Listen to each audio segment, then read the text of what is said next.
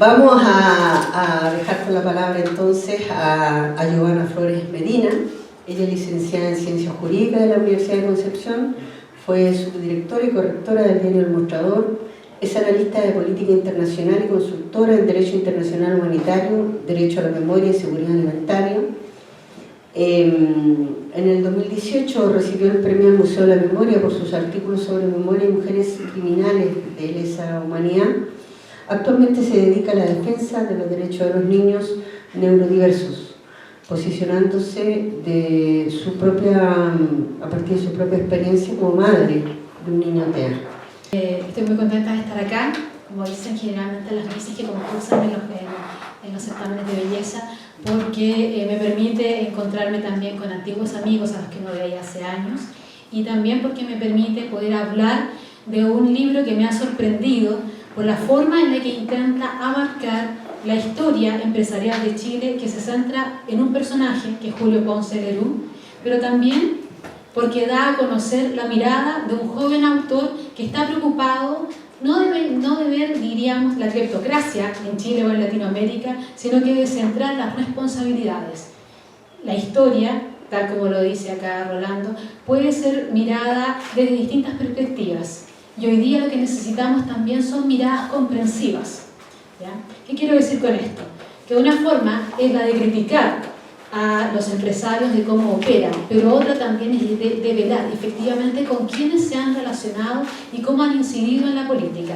La tesis central del libro de Alejandro es muy interesante, pero creo que le faltan algunos elementos todavía, quizás porque se queda hasta el 2017 y es a partir del 2018 en que las investigaciones judiciales ya develan con mayor grado de perfección, diríamos, desde la perspectiva del derecho, quiénes son estos que juegan en el intercriminis, es decir, en el camino de la comisión de los delitos de corrupción, de cohecho y de financiamiento ilegal e irregular de la política. ¿Y cuál es esta tesis? La de que Sokimich y sobre todo Julio Ponce Lerú tienen una gran vocación de captura del Estado. El punto es cuál es el ejercicio, cuál es el centro, cuál es el verbo rector de esa captura del Estado.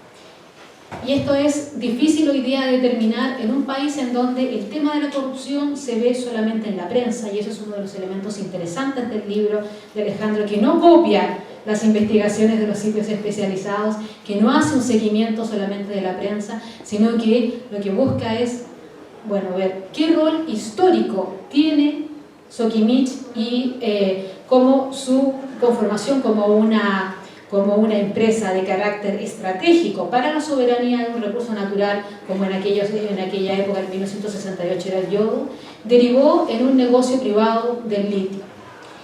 Bueno, voy a hacer un análisis general acerca de los dos primeros capítulos que me resultaron muy interesantes porque no había visto un ejercicio de historia empresarial que abarcara desde cómo se conformó la empresa Sokimich como un estamento quizás de la política y de las reformas megaestructurales que necesitaba el Estado en 1968 y cómo fue siendo cooptada por un privado como fue el presidente del directorio de la misma. Aquí es importante tener en claro dos cosas. La primera es que Sokimich iba a servir para la reforma agraria y para la reforma energética. Y ese proyecto fue abandonado. Luego llegó esta nueva generación de ingenieros, que en el caso de Ponce Lerú es un ingeniero forestal, pero con entusiasmo en ser un ingeniero comercial, en convertirse en un gran empresario, y fueron cambiando la configuración de las empresas. La privatización de las empresas que pertenecían al Estado fue tan importante y tan paradigmática que es probable que nosotros en general ignoremos lo significativo que fue, al punto de que el 2013, el 13 de junio, lo recuerdo muy bien porque lo leí directamente de internet, el Wall Street Journal felicitaba al comandante al-Sisi en Egipto, que se hacía cargo de la nueva junta militar y le exigía, porque en Libia no le habían hecho caso, que comenzara ya la privatización de las empresas. A los 1000 días de los hermanos musulmanes tenía que seguirle ya la privatización de las empresas. ¿Por qué? porque Pinochet y Julio Ponce Lerú habían sido paradigmáticos. Ese desembozo en la forma de demostrar de que las privatizaciones iban a permitir la creación de una nueva clase social que iba a cambiar la historia y el modelo de vida cultural, bueno, eso que se observa desde afuera, para nosotros es casi algo anecdótico. En la misma línea, y aunque esto no está en el libro de Alejandro porque él se centra netamente en aspectos históricos, puedo decir de que a cada uno de mis amigos abogados y que son profesores de Derecho Económico que les comento acerca de esto, me dicen, bueno, nuestros alumnos tendrán entonces que estudiar esto como un elemento importante. Nosotros estudiábamos en general en las escuelas de Derecho a Meller, pero también es necesario adentrarse en lo que es hoy día una figura que sigue presente, no solamente por su edad, sino que por la forma que ha tenido de diversificar su presencia en la política. Pero ojo, y yo discrepo aquí del autor y de Rolando, en torno a que Julio Ponce y Soquimich no han financiado los partidos políticos. No existe una fórmula, un proyecto de negocio de esas características, sino que financiar a determinadas personas que son unos tránsfugas que hoy día están en un partido y en un tiempo más lo vamos a ver en otro. Son esas típicas figuras que hacen lobby más que política y que permanecen dentro del oficio del Estado simplemente porque son unos winners, porque logran instalarse. Pero no es que exista, como por ejemplo fue el caso Bárcenas en España, o como fue Manipulite para el Partido Socialista con Benedetto Craxi. No es que exista un modelo de negocios de boleteo para la contabilidad del partido. No, lo que hay es aporte constante, persistente, dadivoso quizás y hasta generoso de parte del presidente del directorio de Soquimich para determinados políticos. No es menor de que en la campaña del año 2009, cuando Marco Enríquez Ominami configura su equipo de trabajo, no elige a cualquiera, sino que es Ponce Lerú el que le envía a dos personajes paradigmáticos de la farándula y de las fiestas New Wave de Santiago, Rodrigo Danús y creo que es Fernando Fontaine, no recuerdo ahora bien el nombre, el menor de los Fontaine. Paul Fontaine. Ellos dos son los que están ahí. ¿Qué hacen? Dos personas ligadas a Hernán Vigi, considerados los más fachos dentro de sus propias familias, los más neoliberales. ¿Qué hacen dentro de la campaña de Marco Enríquez Ominami? Pues bien, cuidar el dinero y asegurar de que si llega a ganar la transformación neoliberal de Chile en determinadas áreas, como es la del control de la soberanía sobre los recursos naturales, pesca, agua, el área forestal, no se vaya solamente con los chinos, sino que permita el reingreso de los capitales nacionales y además evitar la competencia. En este sentido, Julio Ponce ha logrado sobrellevar, porque ha cuidado muy bien su negocio, quizás como lo hacían los antiguos hacendados más que siguiendo las recetas actuales, de no diversificar su capital, y lo ha hecho precisamente evitando y cooptando la entrada de nuevos competidores. Es probable que esto ya cada vez sea más difícil para él, sobre todo con la intención del gobierno de seguir abriendo el mercado del litio a los canadienses y a los chinos.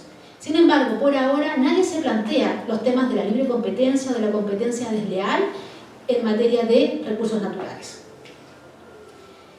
En la misma línea, algo que también es importante y que no solamente es la configuración de esta condición de cooptación o de captura del Estado a través del control del yodo, sino que cuando ya comienza a saberse de que el litio será la próxima gran riqueza, bueno, Ponce Lerú pone toda su voluntad en ahora ya no simplemente dedicarse a financiar a uno u otro candidato, sino que incidir directamente y si se puede, a pagar. Y eso ya es lo más delictivo que nosotros podemos ver. Es decir, lo que se dice acá, efectivamente cuando se sabe que Ponce Lerú le escribe directamente a Pablo Longueira e incluso siguiendo lo que se llamaba para el caso de Bárcenas en España, el de felizmente Jaime. Felizmente Jaime era un concepto que se usaba y que se firmaba: te voy a pagar después que esto aparezca tal y cual como yo quiero en la ley. Y cuando eso se lograba, el mensaje decía: ahora libremente Jaime. Esto era por Jaime de Aragón, pero era porque el pago iba a estar, ¿ya? Julio Ponce solamente alcanza a enviar 2 correos electrónicos en ese sentido. Acá en el libro se menciona cómo lo hace, qué sé yo, y qué dice. Lo de felizmente Jaime, eso no aparece porque eso, digamos, lo conozco yo a través de gente que conocía la investigación, y eso se conoce ya después, en el año 2018. El año 96, la reestructuración de los contratos y el rol que tiene René Abeliuk es tan importante que hasta el último día que estuvo vivo, este abogado decía de que él había sido engañado. ¿Por qué? Porque él era considerado una suerte de héroe del derecho civil, probablemente el único civilista no de derechas. ¿Y cómo era posible que un tipo que había salido a marchar, que andaba con Ricardo Lagos y otros, hubiera facilitado esto? Dice que fue engañado, dice que incluso Patricio Elwin, su maestro, también había sido engañado, y la verdad es que eso resulta difícil. Y en último término, yo recuerdo haberlo visto en una entrevista unas 2 semanas antes de fallecer, él señala de que ¿para qué le ponemos tanto color? Esos contratos podrían haberlos modificado cualquiera. ¿Por qué? Porque no solamente, y en esto es muy claro a lo largo de todo el libro el autor, falta mucha voluntad política, de control, falta una voluntad seria. Julio Ponce de Leduc ocupa todos los mecanismos legales y judiciales para defenderse. Es probable que, obviamente, eso esté controlado o en su eficiencia para su esfera de derechos, probablemente por el pago de algún tipo de estipendio, no lo sabemos, a lo mejor solamente justicia. Sin embargo, por la contrapartida, no vemos a nadie que le haya opuesto de manera seria argumentos jurídicos a Julio Ponce, ni respecto de los contratos de la Corfo, ni respecto de otro tipo de incidencias, sobre todo en materia medioambiental. Y eso es muy importante y también aparece dentro del libro. Yo creo que es uno de los grandes temas que se nos olvida, porque ¿qué es lo que pasa con Soquimich? Hay un área que es el área laboral, gremial, la desconocemos. Lo único que sabemos es que al principio de los años 90 la precarización laboral no era tal, sino que era plena esclavitud, y sigue siendo de esa manera. En materia medioambiental, todavía el poder que tiene Soquimich para poder conseguir con mucha facilidad estudios de impacto ambiental que faciliten la construcción de cada uno de sus megaproyectos es algo admirable. ¿Quién puede contrarrestar eso? Bueno, son los partidos políticos, pues aunque estén hoy día en decadencia para una gran mayoría, es ahí en donde se encuentra la principal fuente de oposición. Otra materia que también es importante es la de los derechos humanos. La dimensión de los derechos humanos en materia medioambiental y en materia económica y en materia laboral tampoco es debidamente aceptada dentro de los partidos como una prioridad. Y eso es algo terrible. ¿Por qué? Porque también, si bien el libro aborda la oposición que hubo de determinados políticos a la influencia de las mineras y todo lo que tuvo que ver con la discusión del royalty, no existen vestigios para los políticos de hoy día y para muchos de los analistas de lo que fue, por ejemplo, la lucha de Jorge Lavanderos y Marcel Clot en su momento, hoy día devenidos en figuras muy criticadas para muchos. Sin embargo, ellos fueron los primeros y fueron los que lo hicieron y lo convirtieron en una cruzada en las universidades hacia el año 2003, por ejemplo. Después, obviamente, desaparecieron, y desapareció de las universidades la idea de debatir públicamente acerca de el royalty y de lo que estaba pasando con las grandes mineras, no solamente las extranjeras, sino que una tan importante como Soquimich. Ahora, en la segunda parte del libro, que ya nos ofrece lo que tiene que ver con la corrupción, con el pago, con este financiamiento que delicadamente el autor, de una manera muy prudente, llama irregular. Probablemente en una sola ocasión haya hablado 2 de financiamiento ilegal, cuidando lo que es el rol de un historiador para evitar ser, me imagino yo, alguien que haga propaganda. Lo que hace es plantearnos cómo es que comienza a influir. Primero, a través de el pago de boletas de distintos servicios, incluso para propaganda de candidatos políticos. Pero se ve la diversificación. En una primera etapa, diversificado a través de todos los partidos políticos. Pero ya hacia el segundo periodo de Michelle Bachelet, el financiamiento era marcadamente, diríamos, de centro-izquierda, pero con menores montos, y en los gobiernos del presidente Piñera, obviamente el financiamiento ahí ya no se extendió solamente a las campañas, sino que a el rol que tenían que jugar determinados políticos. Nuevamente aquí llama la atención por la forma en la que, como se diría por algunos profesores de Derecho Económico, cómo se captura al Estado a la chilensis, a través de abogados, a través de lobistas, a través de abogados lobistas que además son parlamentarios, y de abogados lobistas que son dirigentes de partidos y ministros de Estado. El ministro Briones, en el segundo gobierno de Piñera, decía de que Julio Ponce Lerú era tan horroroso, riéndose a propósito decía él de lo que eran las películas del cine español que le gustaban, que en Estados Unidos no podría salir ni a comprar el pan. Pero el punto es que Estados Unidos tiene un sistema de controles interpares del cual nosotros carecemos. El neoliberalismo en determinados sectores, en determinadas materias, en determinados sectores de la economía, tiene controles entre ellos, entre la élite. Así funcionan las libertades. La libertad de empresa funciona igual, por ejemplo, que la libertad religiosa. Para nosotros podría ser algo extraño, pero los controles que existen entre los pares debieran llevar a eso. Como Julio Ponce no tiene pares, sino que tiene accionistas minoritarios y socios, no tiene esos controles por parte de sus pares privados. Finalmente, una de las cosas que me llama la atención es que el autor efectivamente señala que, 1, la institucionalidad chilena en materia de protección económica existe. 2, no se usa. 3, no sabemos por qué. Y es en esa omisión, en esos espacios en donde políticos y autoridades dan permiso, dan rienda suelta, dan espacio a que se cometan infracciones. Y es así como se construyen las riquezas de alguien que no tenía cómo ser de la élite y termina jugando un rol importante. Vamos a ver en unos años más probablemente a los hermanos Larraín haciendo la película sobre Julio Ponce Lerú, y va a ser alguien como... Claro, va a ser alguien como Benjamín Vicuña, no lo sé, va a ser un extranjero, un colombiano, y nos van a decir cómo un tipo medianamente agraciado logra conquistar espacios públicos, espacios políticos, siempre cuidando. Nos van a decir que probablemente era Illuminati, judío, no sé, van a hacer chistes acerca de eso. Pero ¿qué es lo que pasa? Él simplemente utiliza las conexiones que tiene y paga por ellas. El punto es cómo es que seguimos pensando que esa influencia que él ejerce en las determinadas autoridades o personas o políticos va a manchar o va a mancillar lo que es el resto de la política. Ese es uno de los problemas que yo veo, y que obviamente el autor no se tiene por qué hacer cargo de eso, pero sí quizás la de profundizar de qué manera se captura el Estado y qué se entiende por capturar el Estado. Finalmente, para cerrar esto, solamente quisiera decir lo siguiente.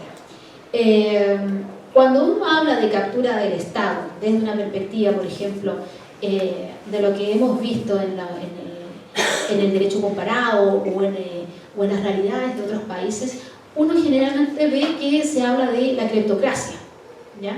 Como el gobierno en donde las autoridades, elegidas democráticamente o no, se hacen de las empresas privadas o establecen relaciones con los privados para que estos controlen y les favorecen en todo, construyendo obviamente sus propias riquezas. El caso más paradigmático de cleptocracia, en donde se ha modificado y se ha permitido el enriquecimiento de los privados, es Rusia, seguido hoy día para muchos del caso de, por ejemplo, Nicaragua. Esto podrá generar debate, pero es necesario que también lo tengamos claro. Julio Ponce también sirve para alimentar esa cleptocracia. Sirve para que nos estén diciendo, mire, es imposible que haya una empresa nacional del litio. Mira las maravillas que hace Julio Ponce. Julio Ponce no ha hecho nada, ha hecho muy poco. no crea tecnología, no sabemos en qué invierte, no se diversifica. De hecho, el libro es claro en eso. No tiene nada más, ni siquiera sabemos que claramente, digamos, que se invierta en el extranjero, no hay nada de eso. Al contrario, todo se centra acá. Un modelo de negocios altamente concentrado solamente en Chile. Probablemente tenga una riqueza personal de la cual ignoremos cuál es su entidad, dónde está, digamos, radicada, si crea o no valor por metro cuadrado. Todo eso lo ignoramos. Sin embargo, no podemos ignorar el rol, por ejemplo, que durante años tuvo Sokimich en la agricultura y que lo sigue teniendo. Siempre el negocio está ahí. Si ustedes me dirán, ¿era muy bueno el salitre de Sokimich? No, para nada. La verdad es que tomó muchas cosechas y costó mucho recuperar tierras. Y probablemente los bosques de pino sean todavía más fácil de incendiar gracias a ese tipo de salitre que se usó antes, ¿ya? O sea, si hay algo que dañó la tierra en la zona hoy día de la séptima, la octava, la novena región, fue el salitre de Sokimich. Quiero felicitar el esfuerzo y el trabajo serio de Alejandro por entregarnos el libro que uno lee rápidamente, de manera entretenida, escrito con un lenguaje directo, insisto, prudente, cuidadoso y sobre todo como un primer acercamiento para entender lo que significa Sokimich y lo que es el negocio en la política que tiene montado, el chiringuito que tiene montado Julio Ponce, que en todo caso ya no está en el directorio de Sokimich hace años, no sabemos a qué se estará dedicando. Pero este libro también es interesante porque nos deja abierta la interrogante sobre el rol de las personas jurídicas. Hace unos años, hace 20 años, era ridículo pensar de que una persona jurídica fuera perseguida penalmente, ya sea por su rol en guerras, por su rol en la corrupción. Hoy día no. Hoy día podemos decir ya, a Julio Ponce lo engañaron y su directorio sabía. Entonces, ¿quién es responsable? La persona jurídica. En todo caso, la causa en contra de la persona jurídica llamada Sokimich fue sobreseída en el año 2020. Marco Enrique Minami ha solicitado incluso ante el Consejo de Derechos Humanos de Naciones Unidas poder ser rehabilitado y que además se investigue, pero no el rol de él sino el del resto, en torno al financiamiento que otorgó Sokimich. Lo que Naciones Unidas no se puede pronunciar sobre eso, solamente da a conocer y como tiene como abogado Ciro Colombara, llega a esos espacios y también eso sirve.